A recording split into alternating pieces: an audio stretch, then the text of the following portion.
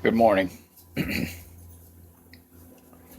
I made a video not too long ago called An Old Man's Advice. Wow. Looking at me, it looks like I need to trim my beard a little bit. But I received several requests to continue on with that, and so I've decided to share a little bit about myself and my life and my hardships and my successes with you. You know, this world today is tough. It's tough for young people. It's tough for people that for years have had jobs and security and made good money and been able to take care of their families.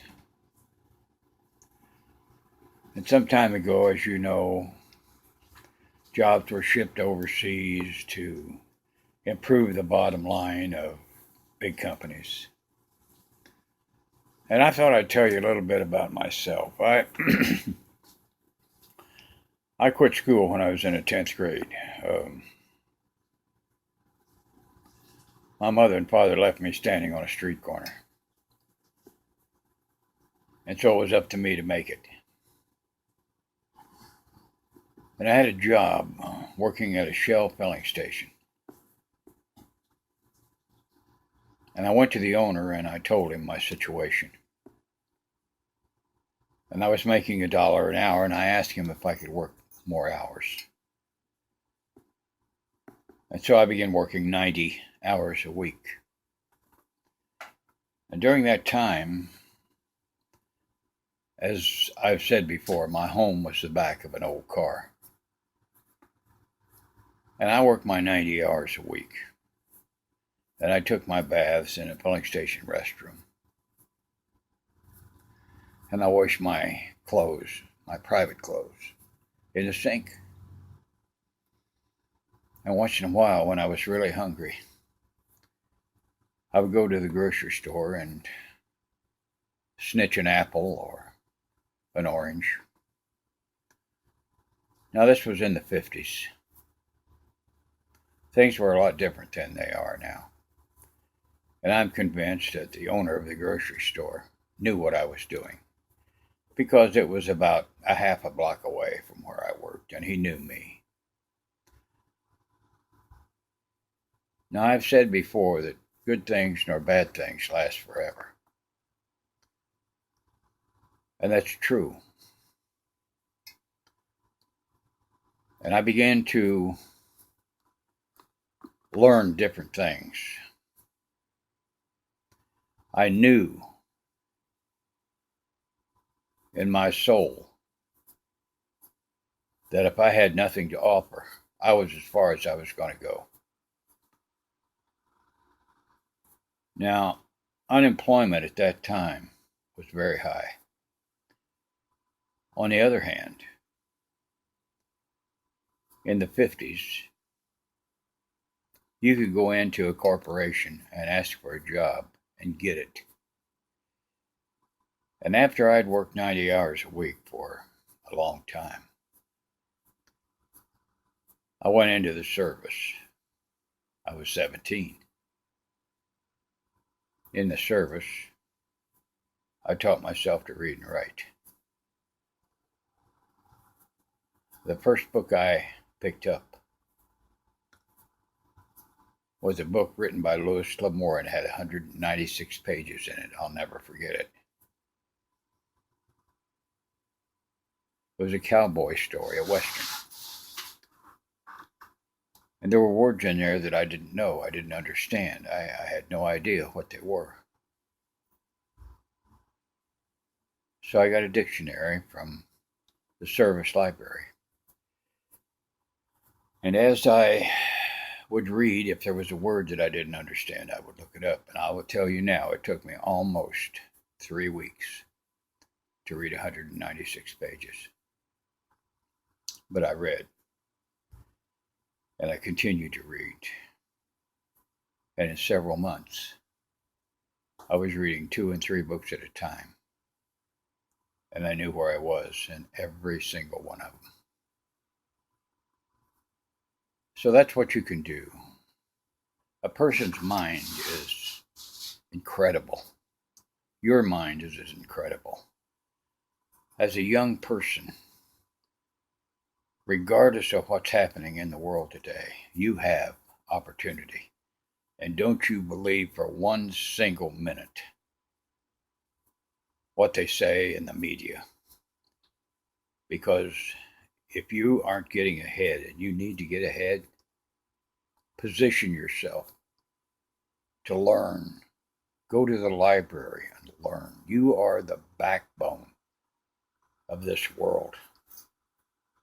Young people, without you, this world is nothing. Nothing. You are the backbone of this world. You are the future leaders of this world. You are the ones that see the greed of the people that are running it now. You're the ones that see the waste of the people that are running it now. We need you. We need your minds. We need your hearts. We need your lives. We need your loves. We need you to care. And I know that you do care. Oh, I see young people stepping on a flag and throwing rocks and rioting. That's frustration. Frustration. It's frustration with the establishment, and I understand it. But that's not you. Don't let that be you. Rise above it. You're better than that. Rise above it. Anyway, I got kind of off track there. But anyway, as I went on and I got out of the service, I had begun to write. And educate myself. I got a little bit of college. And I've continued on through my life with that. And you can do the same thing. You don't have to have a doctorate or a PhD or a master's degree. What you have to have is determination. You have to have an inner will to get things done. You have to have a desire, and I know the desire is there. Because as I said before, without your brains, without your ambition, without your drive, this world will be nothing. Nothing, because old people like me die off. I have been successful, not tremendously successful, but I have a decent retirement. I live with my lovely wife in Arizona. I've had financial problems. Everyone has those. But you can't stop. You can't quit. You can't say, I'm a failure. You're not a failure. You're not. You're a wonderful, strong, intelligent youngster. Take advantage of that. Trust in God. Trust in yourself. And step forward. Put one foot in front of another. Let me give you an example. I've had a couple of businesses. They weren't tremendously successful, but they were successful. I've written books. I have presently probably 13 or 14 books in a publication. My latest is Copper Penny. It's in paperback on Amazon. Look it up. So you can do it. I did it. You can do it. I'm 76, and to my last breath, I will encourage young people because I love them. I will encourage young people because I know they are the future.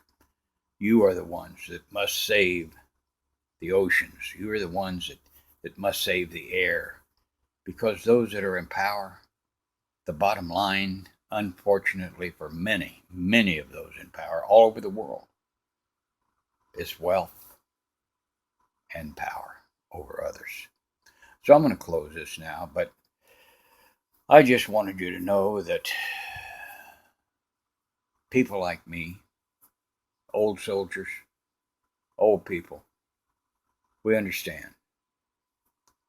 And as old as I am, I would pick up my cane and defend you to my last breath because I love you.